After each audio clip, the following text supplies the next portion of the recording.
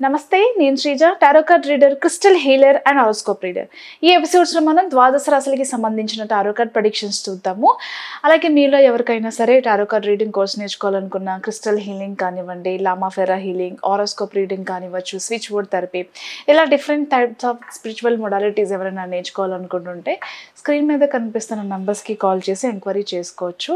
అలాగే మీ వ్యక్తిగత జీవితానికి సంబంధించి టారో కార్డ్ గైడెన్స్ కానివ్వండి, లేకపోతే క్రిస్టల్ సజెషన్స్ కావాలనుకున్నా, quality and non heated certified gemstones కావాలనుకున్నా, క్రిస్టల్స్ కావాలనుకున్నా సేమ్ నెంబర్స్ మీద సంప్రదించవచ్చు.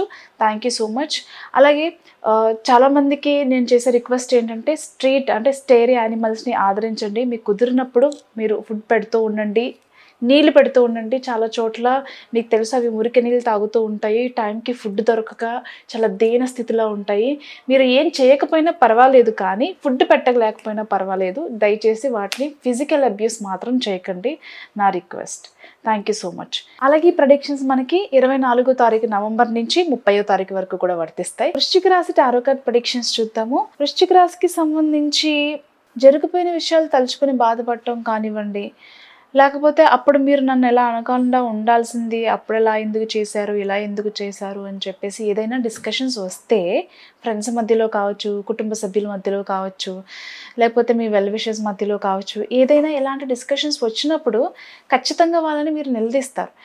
అప్పుడు నేను అలాంటి సిచ్యువేషన్లో ఉన్నాను కదా, నీకు అలా ఎందుకు చేయాలనిపించింది, ఎలా ఎందుకు చేయాలనిపించింది, లేకపోతే ఎందుకు చేయలేదు, నీకు తెలుసు కదా నా గురించి అంటే జరిగిపోయిన విషయాలు మీరు ఏదైతే హర్ట్ అయ్యారో అది ఎక్స్ప్రెస్ చేసే ప్రయత్నం చేస్తారు. ఇంటెన్షనల్గా కావాలని గొడవ పెట్టుకోవాలని కాదు, కానీ మీరు ఏదైతే హర్ట్ అయ్యారో దాన్ని ఎక్స్ప్రెస్ చేసే ప్రయత్నం అయితే చేస్తారు. ఎంత బాధపడ్డారో అంత బాధని మీరు పంచుకోవడానికి ట్రై చేస్తారనమాట. మీరు ఎంత హర్ట్ అయ్యారో అది చెప్పడానికి ట్రై చేస్తారు. అదేవిధంగా కొన్నిసార్లు ఏదైనా పని చేసి ముందుకు వెళ్ళడానికి కూడా చాలా ఆలోచిస్తూ ఉంటారు, ఇబ్బంది పడుతూ ఉంటారు. మెయిన్గా అంటే ఫర్ ఎగ్జాంపుల్ ఎవరైనా గతంలో ఒక బిజినెస్లో ఇన్వెస్ట్ చేసినట్లయితే అది అనుకోకుండా ముందుకు సాగకుండా లాసెస్తో క్లోజ్ చేసినట్లయితే కనుక ఇప్పుడు మంచి బిజినెస్ ఏదైనా స్టార్ట్ చేసి ముందుకు వెళ్ళాలన్నా కూడా గతం తాలూకు భయాలు అనేవి వెంటాడుతూ ఉంటాయి. మేబీ ఇక్కడ కూడా మనం నష్టపోతామేమో అన్నట్టుగా. అంతేకాకుండా రిలేషన్షిప్ విషయాలకు వస్తే కూడా ఫర్ ఎగ్జాంపుల్ ఎవరికైనా కొన్ని బ్యాడ్ టాక్సిక్ రిలేషన్ వల్ల, ఫస్ట్ మ్యారేజ్ వల్ల ఇబ్బంది పడి ఉంటాయి.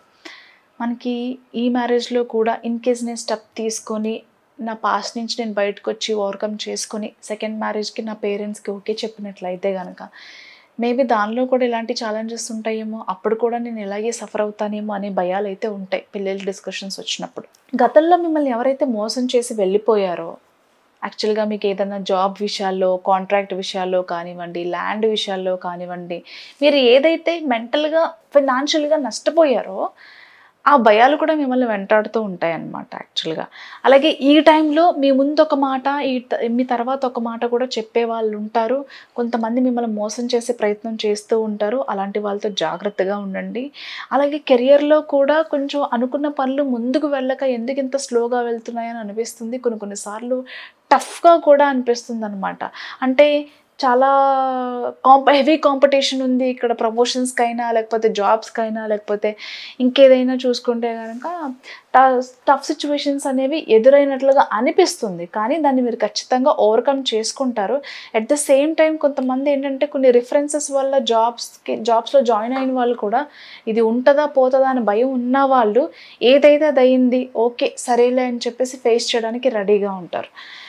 Promotions, salary increment, onsite opportunities కానివ్వండి, ట్రాన్స్ఫర్స్ కానివ్వండి, వీసాలకు సంబంధించిన విషయాలు కానివ్వండి, ఈ విషయాల్లో శుభవార్త ఉంటుంది ఖచ్చితంగా.